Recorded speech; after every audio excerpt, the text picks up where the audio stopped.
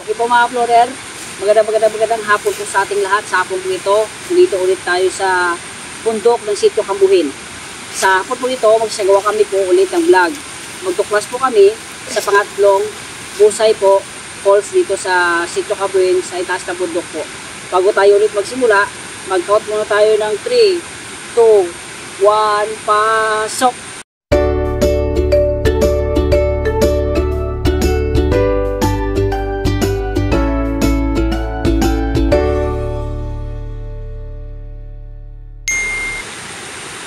Okay po mga Explorer, pupuntahan na po natin ang pangatlong Busay Falls dito po sa bundok ng Sitio Cambuin. Tara na po, adventure na po natin. Let's go now!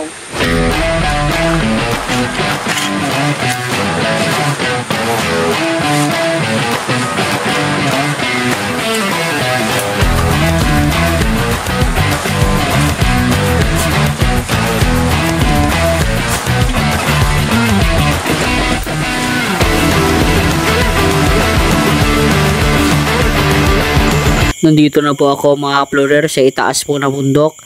May natagpuan kami ulit na nakatago po na hidden fall po dito po sa bundok ng Sitio Cambuin. Nakatago po ito mga Explorer.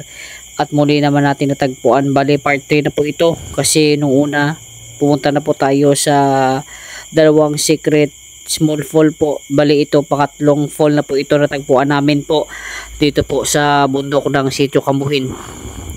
Mga Explorer, nakita niyo na po, di ba? Napakaganda din po ang mountain fall na nakatago po dito sa bundok na ito. Check natin mga Explorer kung gaano ba ito kalawak. Titignan ko muna.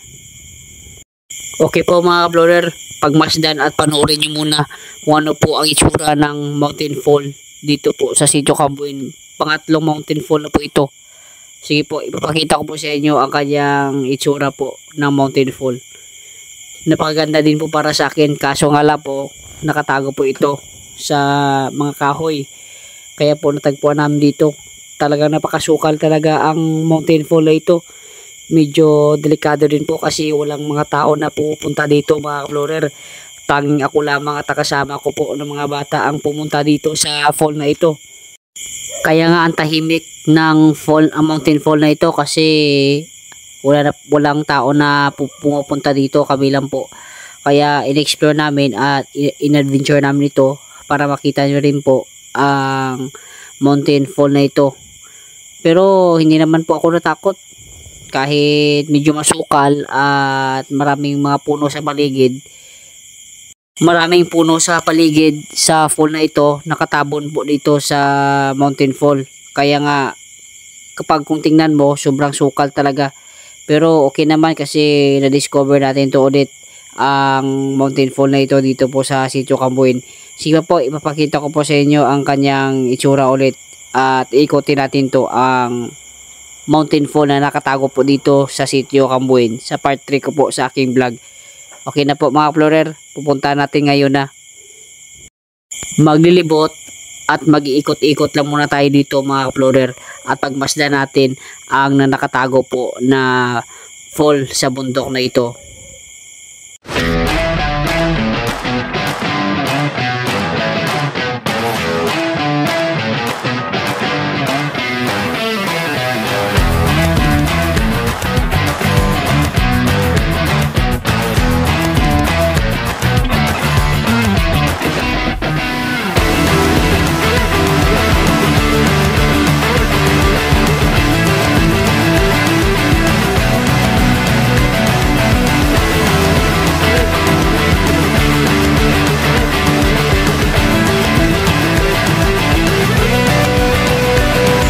Kung nakikita nyo po mga Explorer sa paligid, talaga napakaganda din po ang mountain fall na ito na nakatago po sa itaas ng bundok sa Sitio Cambuin. Talagang masabi mo hindi naman siya kalakihan at hindi naman siya kalawakan. Pero para sa akin, it's very casual at simple lang po ang mountain fall na ito na nakatago po sa bundok ng Sitio Cambuin at na-discover namin sa hapon po ito. Mga Explorer, panoorin niyo po kung gaano po siya kaganda. Maganda siya pero maliit lang. Pero okay naman po at pwede po kayo dito pumunta at mag-relax at mag-swimming po kayo kung gusto nyo po.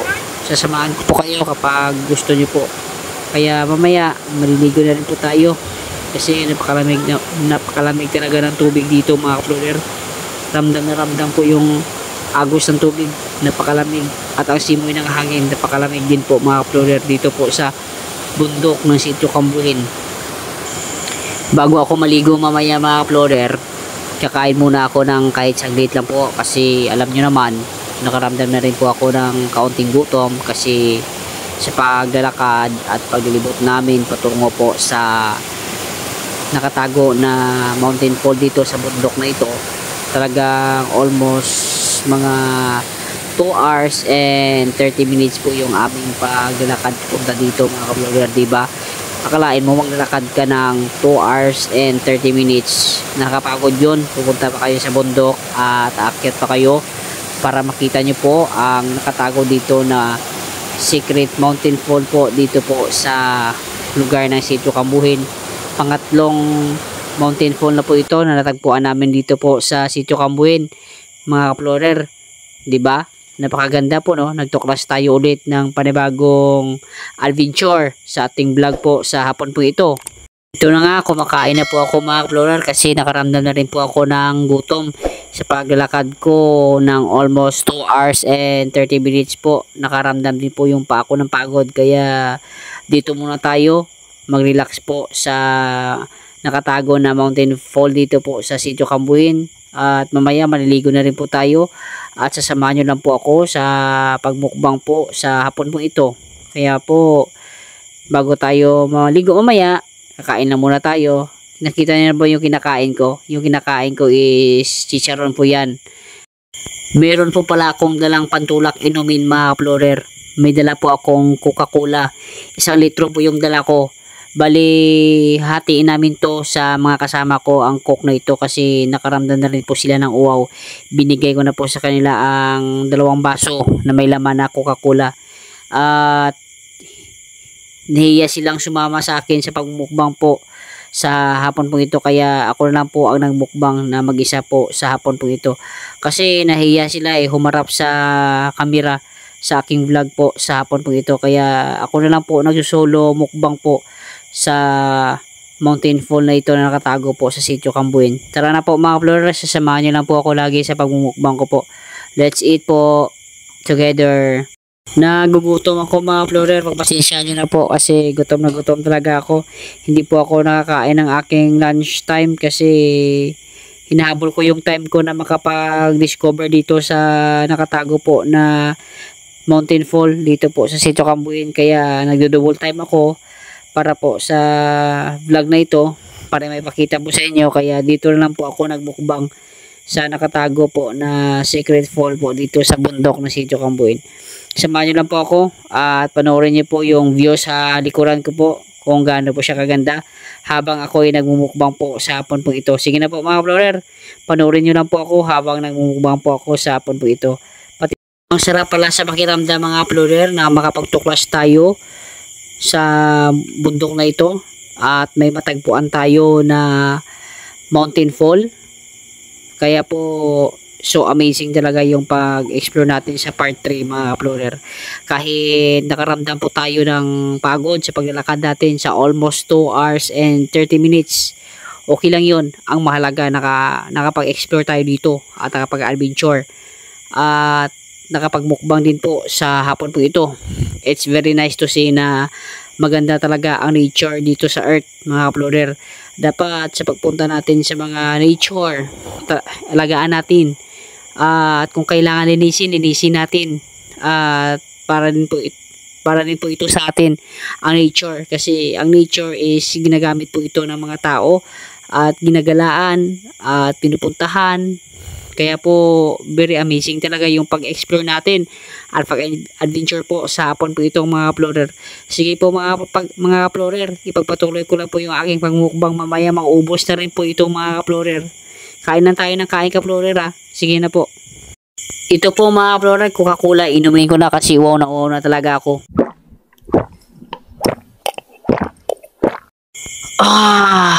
Nabusog na rin po ako sa wakas. Mamaya maliligo na tayo mga kaplorer.